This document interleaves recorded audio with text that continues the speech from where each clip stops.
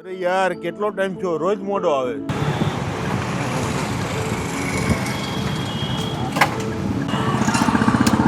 અરે સોરી યાર, આજે પાછું મોડું થઈ ગયું યાર, હાલત જ ખરાબ થઈ ગઈ છે. એલા ભાઈ શું થયું?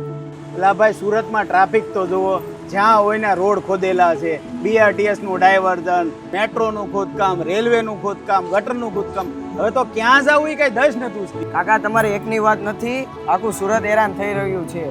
સારા કે ખરાબ પ્રસંગમાં તમે જો તો સમયસર આપણે પહોંચી નથી શકતા. એક તો ટ્રાફિકના કારણે લાખો રૂપિયાનું નુકસાન થાય, એક્સિડન્ટ થાય તો જીવ ખોવો પડે, અને માનસિક ત્રાસ તો ખરો. એટલે અમુક જગ્યાએ રોડ ખોદેલા હોય એમાંય ડાયવર્ઝન કાઢ્યા હોય ને આપણે ડાયવર્ઝન વાળા રોડે જાય ત્યાં ડાયવર્ઝન વાળો રોડે તૂટલો હોય. આ અભણ સરકારના અભણ વહીવટ જેવું કામ છે આ બધું. એટલે તમને નથી લાગતું કે આ ભણેલા જે ઉમેદવારો આમ આદમી પાર્ટીના છે ને મત આપીને આપણે વિજય બનાવવા જોઈએ?